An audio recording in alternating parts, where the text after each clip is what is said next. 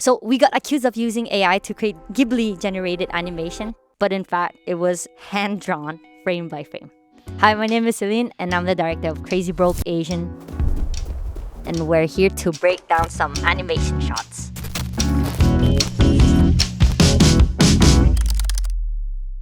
So this shot is from my docuseries, Crazy Broke Asian. I'm with my ex-girlfriend. Well, at the time she was my girlfriend, on a roof in China where she was drawing, and I was in awe of her talent, and it inspired me to become an artist myself. And turn it into a real American dream story.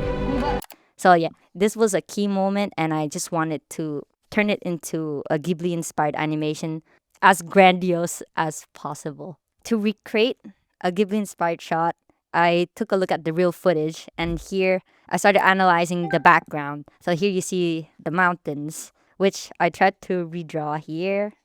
Ghibli uses poster colors, which are like gouache painting. So I tried to do it, and I only had experience in oil painting, so it was pretty difficult for me. So I messed up. But I scanned the painting, which is like the whole sky and the orange background, and I also painted the clouds, but they were a little bit ugly and I messed up. So I used Procreate to paint over it digitally with a paintbrush that looked like a gouache paintbrush to make the details here, and added some highlights digitally to make the image pop and the sun pop.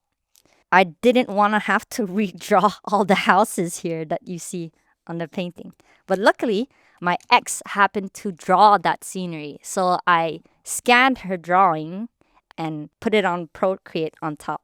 And in order to make sense in this perspective, I actually had to warp her drawing so that the focal point goes back to the center. So if you extend the lines, it should make sense. And here, I added, it's the edge of the roof. I also did it digitally, and I used, like, you can see some painting marks here. I added that digitally. So my sister is the one who animated it, like, frame by frame.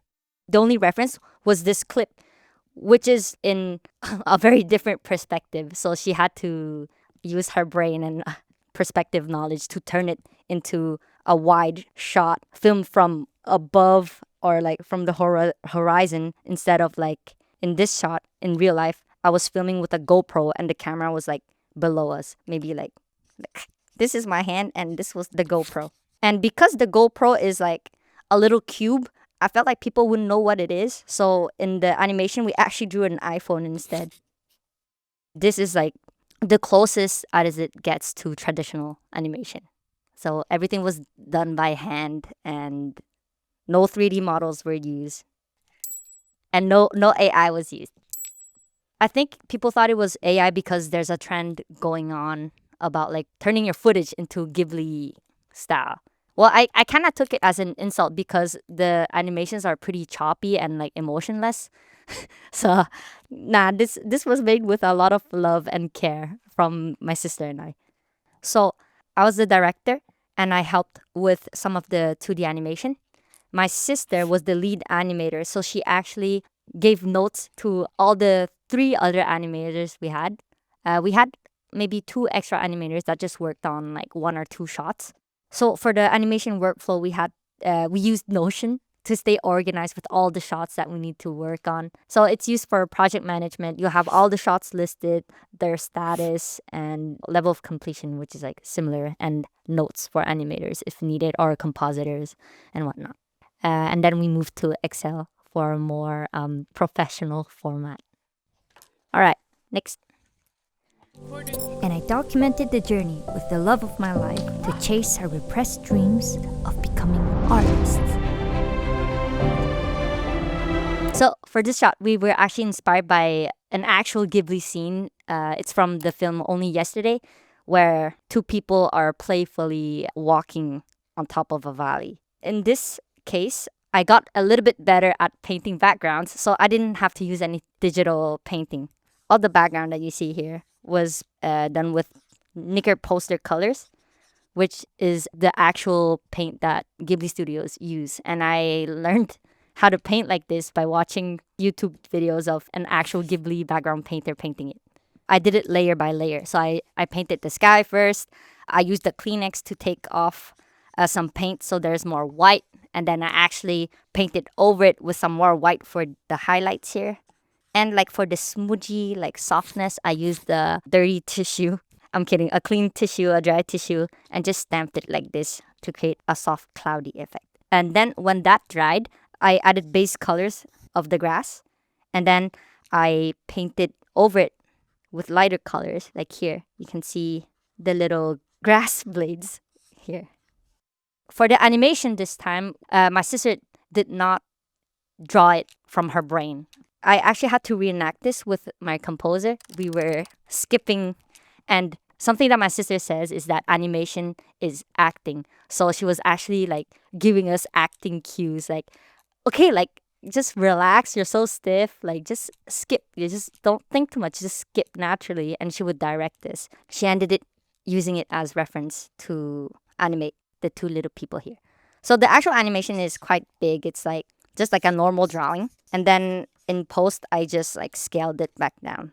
For this animation, we based it off of real life reference, and we did use a bit of rotoscoping, but my sister still had to stylize it so that it doesn't look hyper realistic. She also had to simplify the shapes of the backpacks instead of just drawing it by hand like this. All the animation here was drawn by hand but digitally on an iPad and on Procreate specifically. So when she was done with the animation, she exported it as PNGs, and then I had to composite it in After Effects. So you put all the frames next to each other, you put the background in the background, you resize the humans, and in post-production, in Adobe After Effects, I think I added a warm glow just for a bit of warmth and keep the consistency throughout the other scenes.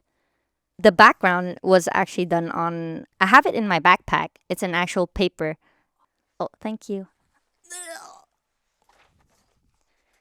This is the actual paper that I used to paint on. And proof that this is not AI, like it was hand painted. And here it says, thank you, Patreon, for helping creatives. It's just a background. Maybe one day I'll come back and add people.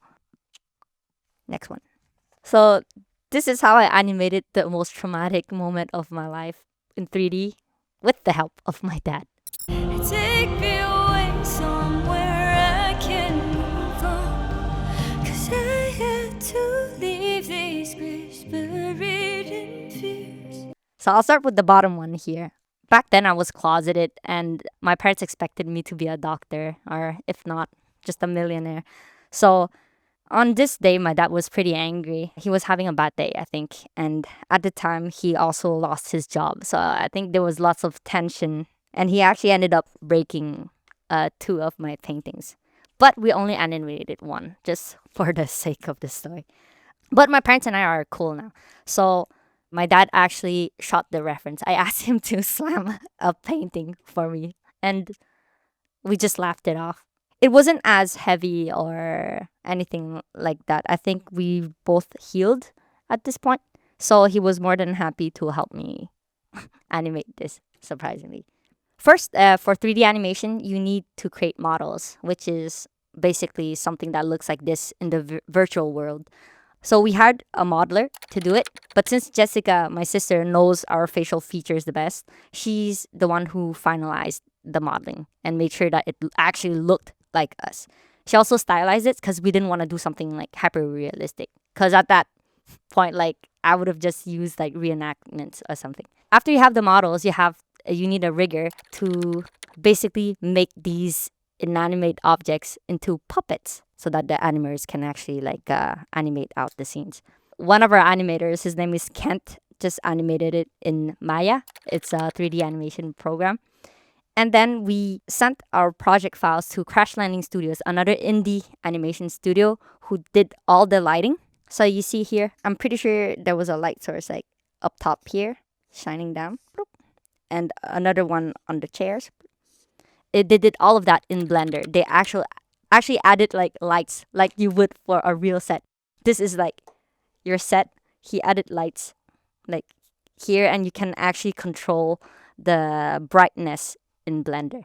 They also did all our props that you see here. and added textures on all the objects. And also on our models, as you can see, like on this little guy, like it's just flat and it's just gray and it's like monochrome. It's like one color.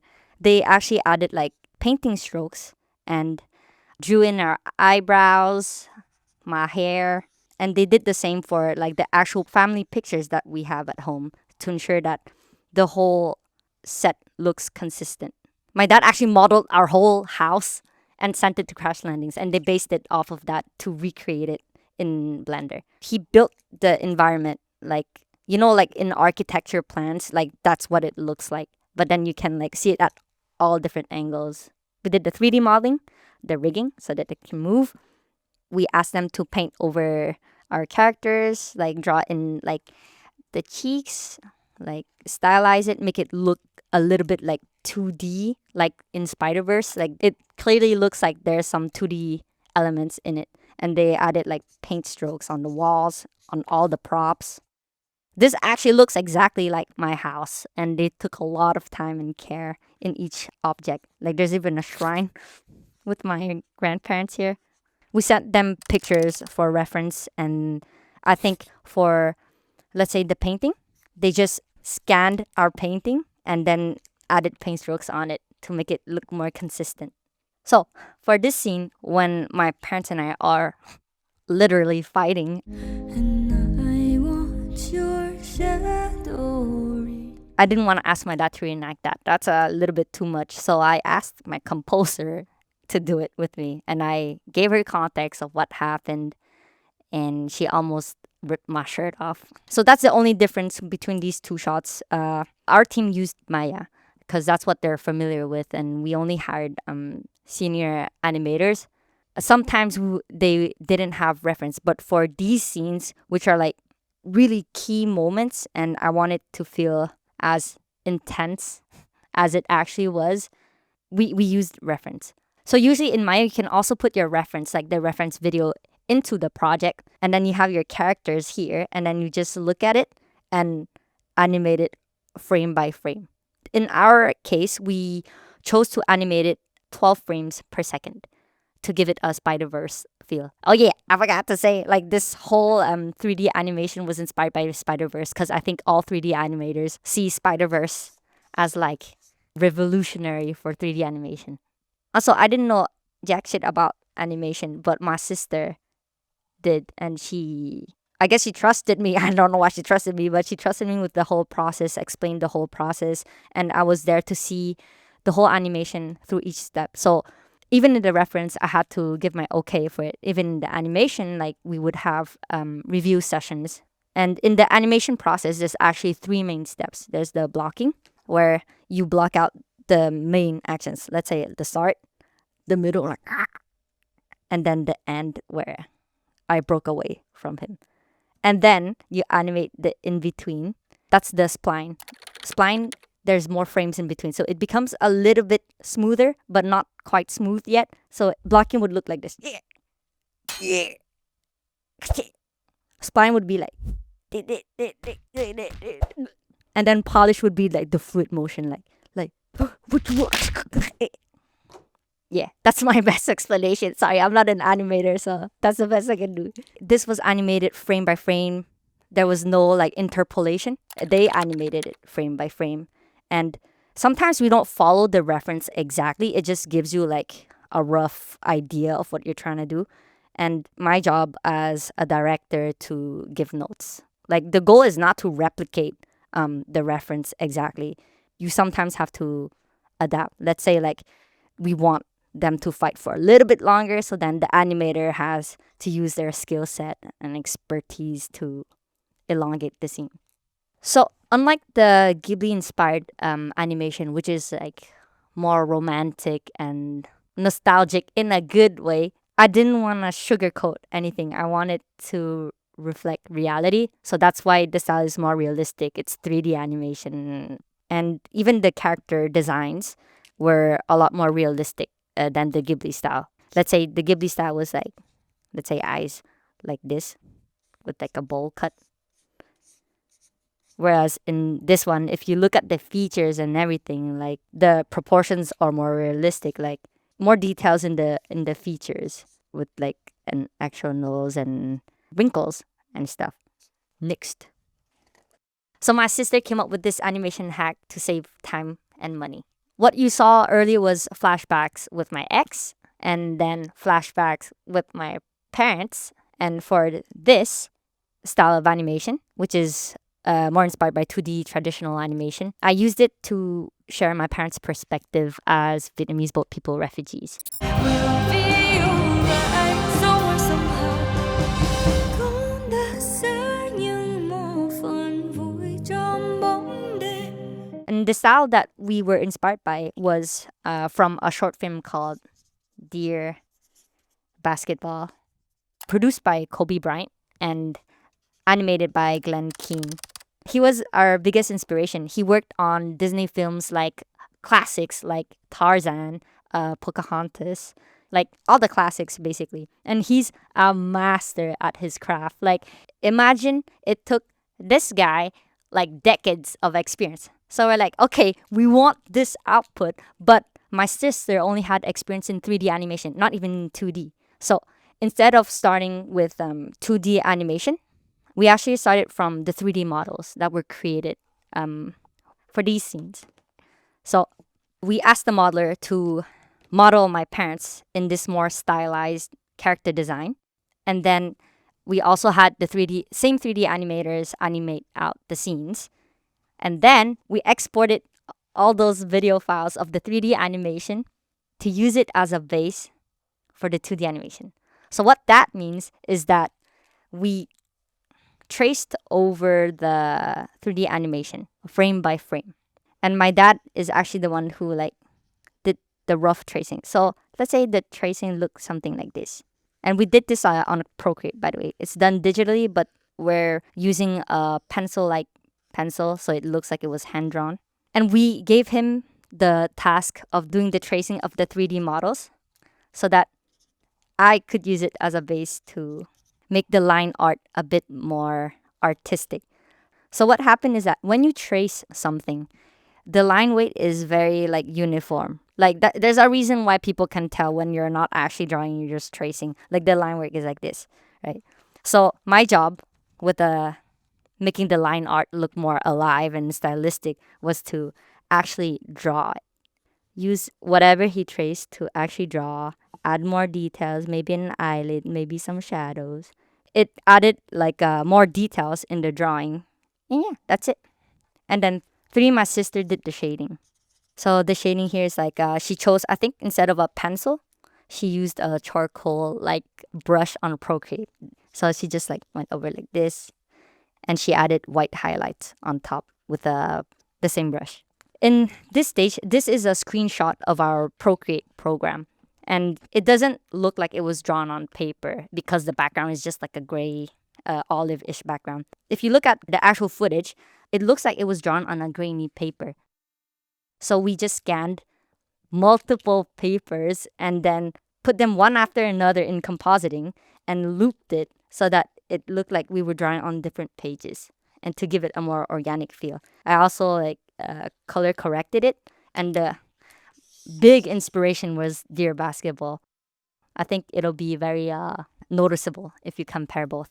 And at some point, like I became more comfortable with drawing, and it shows in the line weight. Like if you look at here, it's a lot more fluid and expressive rather than if you look at the hand here, it's very stiff. It still looks like the base is mostly traced, but here I played around a lot with the line weights, and there's just more emotion, and it's like more chaotic because here the storm has passed, but in here like they're in the middle of the storm and the boat is shaking. The hardest thing about 2D animation is that you're supposed to draw and animate it while keeping the consistency of the character and having extensive knowledge of the different perspectives and human anatomy so that you can draw in like whichever perspective. The easiest way to understand this is if I ask you right now to draw me a human from a bird's eye view. It takes a lot of like knowledge and experience to know what you look like when your head is like slightly tilted. So instead of like having to do this like work internally in your brain, we just animated it in 3D, and then the virtual camera, you can just like blip, choose the shot. Okay, I want it like in a lower angle, like in the second shot. So then we just move the camera like this, and then you have the base of your shot already there. Whereas in 2D animation, you normally have to be like, okay, yeah, let's draw it at the bottom reference. Maybe I'll need somebody to like pose for me so I know what it looks like at a lower angle, and then you draw it out. And there's a lot of trial and error. You have to go back and forth and be like, okay, does this look accurate? No, actually, like when you have the camera from the bottom, the chin looks bigger, so the angle should be a bit more like this. So yeah, we saved a lot of time by doing that because we were one, inexperienced. Also, we if we hired somebody like Glenn Keane, like how much would that cost? And third, even if we had the money, this style of animation is like a lost art form. Like I tried to find people online and I couldn't. Like at that level at least. Last shot. Oh my god. Yeah. So in this shot, my parents are being shot by prison guards and they're escaping by boat. Real story. Be alright somewhere, somehow. 'Cause I had So we had the Ghibli style, and then we had the Spider-Verse inspired style, and then finally we chose this style, which looks like traditionally drawn, hand drawn animation, inspired by Disney, which was more appropriate for my parents' escape from Vietnam in the 1980s, late 1980s. For the reference for this animation, unlike the other two, my sister had to look for one because it's a bit hard to imagine what somebody looks like on a motorcycle. And the inspiration was Mission Impossible. The background here, like the trees, the jungle, the bushes, was drawn by my dad. The actual drawing is not just done frame by frame, since like they're moving on in a motorcycle. Like my dad drew a long ass drawing of jungle. Like if you continue, it probably looks like this and trees and then we took that drawing and in post production we looped it so it looks like an extended background. Actually, I forgot to share this, but we talked a lot with my dad to know like how he escaped, like what the landscape looked like. So my dad was a big part of this. He drew the backgrounds, he did the concept art and showed us images, research images, archival footage of what it looked like whether it was the props, like the motorcycle, or the environment, like the trees, what type of trees there were, like what did the prison look like. We don't have a photo of the prison, but he found pictures of what their boat looked like, and we found them on the actual boat taken by rescuers that found them at sea. For this scene, same thing. My dad traced the models, gave us a base, and this one was actually pretty complicated because, like I said, sometimes models are not perfect, so we had to correct it into the animation. I think the sleeve was like broken or the elbow looked wonky, so my sister had to correct it frame by frame. Yeah, my dad likes to draw technical stuff, so we let him draw the motorcycle, and this was actually modeled after the actual motorcycle that he escaped with, which was a Honda 67. Yeah, and at the time, like there was no such thing as like 3D or digital art, I think, or what? No, it was, yeah, it existed, but we just wanted to make it look old. So having different styles of animation is uh, definitely more work and a headache and more budget. But I felt that it would feel so weird if my parents like past was animated in a modern way, like in a Spider Verse inspired way with like 3D models and everything.